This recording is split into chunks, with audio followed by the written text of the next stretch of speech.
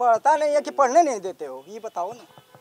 पढ़ने देते हो यूनिवर्सिटी में, यूनिवर्सिटी में पढ़ने देते हो हमारे बच्चों को? कहीं जाता है तो जातिवाद का जहर झेलता है, बताओ।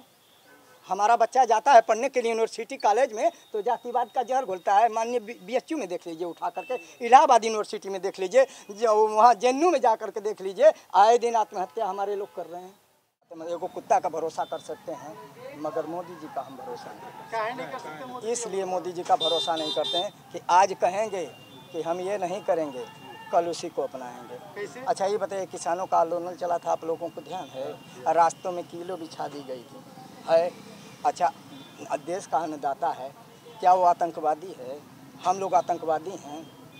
हमारे लोगों के खिलाफ मुकदमा आप लड़ते हैं, करते हैं, तो आपको जरा सा भी अहमियत नहीं है कि हम अभी तक तो नहीं है, लेकिन आज के बाद कुछ लोग बना देंगे।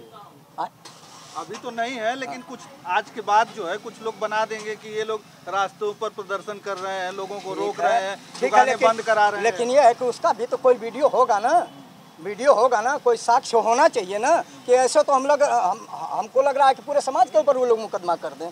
सिस्टम उनके हाथ में है भैया, वो जो चाहे वो कर सकते हैं। पुलिस उनकी है, सीबीआई उनकी है, जज उनका है, डीएम उनका है, कलेक्टर उनका है। हमारा है क्या है? इस धरती पर तो हम ऐसे ही नीचे से निकल गए। हक तो उन्हीं लोग का है ना, 10% लोगों का पूरे सिस्टम पर कब्जा करके रखे हुए हैं। आप लोग ये नहीं समझ रहे हैं। आप हमसे सवाल करने के बजाय उस सुप्रीम कोर्ट माननीय न्यायालय जज से DY चंद्रचूड़ साहब से एक बार भी डिबेट करके पूछ लीजिए कि सर आपने दिल पे हाथ रख करके कह दिए कि आपने क्या अच्छा फैसला दिया है।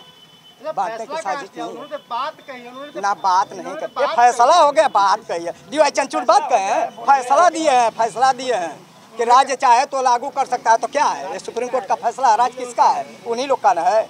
अब हम लोग जा करके CM की कुर्सी पर बैठे हैं, DM की कुर्सी पर हम बैठने लायक हैं। तो सारा सिस्टम जो है उन्होंने कब्जा कर रखा है। अच्छा एक बात बताइए, क्रीमी लेयर आप कह रहे हैं, क्रीमी लेयर से समाज को बांटने का काम किया था, तो क्रीमी लेयर तो उन्हीं लोगों पर ज़्यादा तो लागू हो रहा है जो नौकरी पर अरसे से नौकरी पा गए हैं। और फिर वो खत्म किया जा रहा है। अच्छा, जो नॉन सुटेबल पद है, जो नॉन सुटेबल पद है वो कहाँ जाएगा? उनके घर जाएगा। हो रहा है एक मिनट, तो उस पर हम ये कह रहे हैं कि जो नॉन सुटेबल पद है, जो बैक लाख भर्ती है, वही भर देंगे तो हमारा SC ST का समाज आरक्षण पूरा जाए। अभी तो क्रीमी लेयर की कहाँ व्यवस्था है भैया? कैसे व्यवस्था कर रहे हैं क्रीमी लेयर की? अभी तो हम लोग पूरी तरह से मतलब नहीं हो पाए हैं ना। अब यह मैं बोल रहा हूँ कि अगर क्रीमी लेयर आपको लागू करना है तो 10% वालों पर क्यों नहीं? 10% आपने बोले थे पहले ना कि 50% से कम कोटा नहीं होगा। 10% क्यों सवर्णों को आरक्षण आपने दे दिया? सवर्णों में ज़्यादा गरीब हैं, उनकी आय और हमारी आय उठा कर देख लीजिए। उनकी बहुत गरीब है तो 10 लाख से कम आय नहीं है, और हमारी तो लाख रुपए जाने में बहुत महंगा पड़ रहा है। तो हम वो कह रहे हैं कि हम गरीबों की आय दोगुनी कर दिए, 5 किलो राशन पर दोगुनी कर दिए। हमको रोड पर ला कर दो। सरकारी स्कूलों में RSS का पाठ पढ़ाया जा रहा है, आप क्या कर रहे हैं? खाली बस स्वामी विवेकानंद माननीय तिलक घर पढ़ाया जा रहा है। बाबा साहब को भी तो पढ़ाना चाहिए। पढ़ाना चाहिए कि नहीं पढ़ाना चाहिए?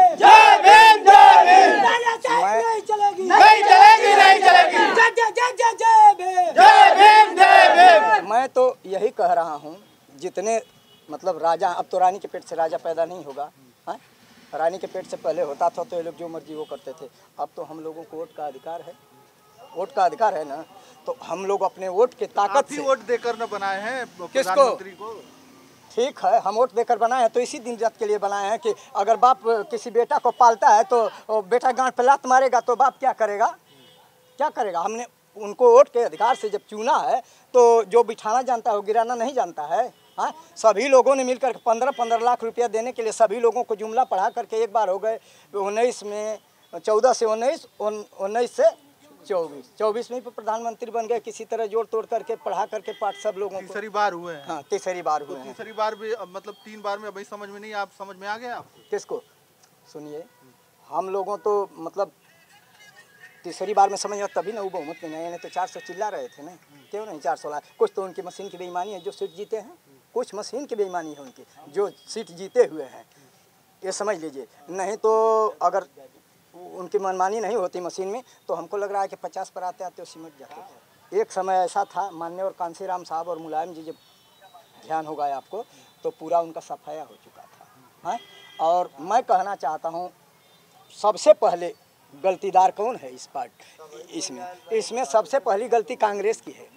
कांग्रेस बो रही है और बीजेपी काट रही है, उसी का फायदा बीजेपी ले रही है। कांग्रेस धीमे धीमे करती थी, उसका जहर बहुत मीठा फैलता।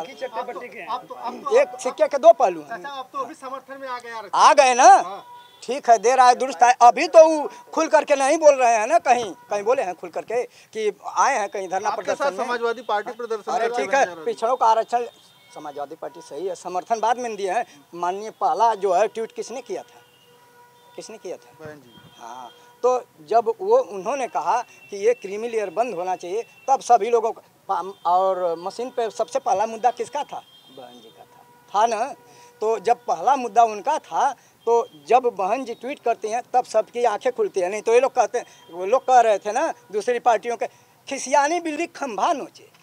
अब समझ में सबके आ रहा है कि क्या हो रहा है इस देश में।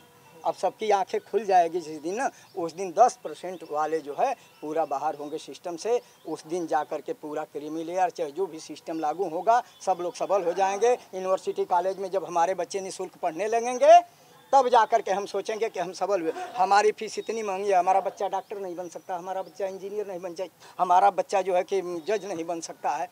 हाँ, आप कह रहे हैं क्रीमी लेयर लागू करने के लिए, कैसे हैं आप? गिनती गिना लीजिए ना कि कितनी आप किस पार्टी, नहीं आप किस पार्टी वोटी छोड़ दीजिए। मैं समाज आपका समाज तो तमाम पार्टियों में बिखर चुका है, उससे मतलब नहीं है। लेकिन हम लोग सब करते हुए, विभाजन करते हुए हम लोग एक हैं। जब समाज की यह बात आती है तो हम लोग एक हैं। तो फिर सत्ता में कैसे बैठेंगे? अरे हम लोग बैठेंगे ना, सब लोग एक होएंगे ना। ऐसा नहीं है कि बाबा साहब अकेले थे। आज जानते हैं, जब बाबा साहब अकेले थे तो उन्होंने जरा भी हिचक नहीं किया, इतने समाजवादियों को पछाड़ करके रख दिया। और आज तो हम लोग हजारों हजार की संख्या में हैं। थोड़ा थोड़ा करेंगे तो बहुत जल्दी वो बाहर होंगे, थोड़ा सा देर है। चाचा ये लोग कहते हैं कि आपका समाज जो है कि पढ़ता लिखता नहीं है, कि आरक्षण के बल पर नौकरी पाना चाहता है। पढ़ता नहीं है कि पढ़ने नहीं देते हो? पढ़ता नहीं है कि पढ़ने नहीं देते हो? ये बताओ ना। पढ़ने देते हो यूनिवर्सिटी में पढ़ने देते हो हमारे बच्चों को? कहीं जाता है तो जातिवाद का जहर झेलता है, बताओ। हमारा बच्चा जाता है पढ़ने के लिए यूनिवर्सिटी कॉलेज में तो जातिवाद का जहर घोलता है। माननीय BHU में देख लीजिए उठा करके, इलाहाबाद यूनिवर्सिटी में देख लीजिए, जो वहाँ JNU में जा करके देख लीजिए, आए दिन आत्महत्या हमारे लोग कर रहे हैं। अगर यदा कदा हमारा प्रोफेसर पहुँच भी गया है वहाँ पर तो उसको जातिवाद का जहर झेलना पड़ता है। जातिवाद का घूंट पी करके तो कैसे कैसे नौकरी पर पहुंचा है, आपको पता है। तो एक क्रीमी लेयर की बात करते हैं, अरे सबको बराबर कर लो, इसके बाद सामान्य कर। मैं कहता हूं सबसे पहले जाति मिटा दो। हम हिंदू हैं, कहते हो हम हिंदू हैं, काहे लिए हिंदू हैं भैया? हम चमार हैं, हम हिंदू हैं। जाति है तो हिंदू क्या है? कौन से संविधान में या कहाँ कैसे हिंदू कहीं लिखा है? देखे हैं गीता रामायण उठा करके कहीं पाठ पाए? ये तो चार चंद लोगों ने उठा करके हिंदू शब्द उठा करके देश में उन्माद फैलाने के लिए कर रहे हैं सब काम, फोड़ने के लिए, तोड़ने के लिए। हमारा जो आदमी कमज़ोर हो गया, थोड़ा मानसिक कमज़ोर है उसकी, वो लोग मिला लेते हैं। चलो यार तुम इन लोगों में मत धरना प्रदर्शन दो, उसको खरीद लेंगे, उससे अनाप शनाप बुलवाएंगे ले जा करके। अरे यार SC तो हमारे साथ है, ST तो हमारे साथ है, पिला खिला करके उसको। अब क्या बताएं आपको, सिस्टम ही पूरा गलत है। जब तक 10% लोगों का सिस्टम पर कब्जा रहेगा, हम लोगों का SC ST OBC में समाज का भला होने वाला क्या लगता है सरकार आपकी बात मान जाएगी? नहीं मानेंगे तो किसी न किसी तरह से हम लोग मनवाएंगे, वोट की ताकत से मनवाएंगे, फिर पलटा जाएगा जरूर। इस बार भी आप लोग वोट की ताकत से ही? अरे भैया ठीक है, तानाशाही वो क्या नाम है कर रही थी ना हसीना, आकर के मोदी के शरण में गिरी है शेख हसीना। हाँ, तो वोट की ताकत और जनता की ताकत इतनी है, कितनी फोर्स लगाओगे, क्या करोगे? भारत बंद का ऐलान किया गया है हम लोगों को ना, तो भारत बंद कर रहे हैं शांतिपूर्वक से। हम लोगों ने कोई तोड़ फोड़ नहीं किया है आप लोग के सामने, पत्रकार महोदय।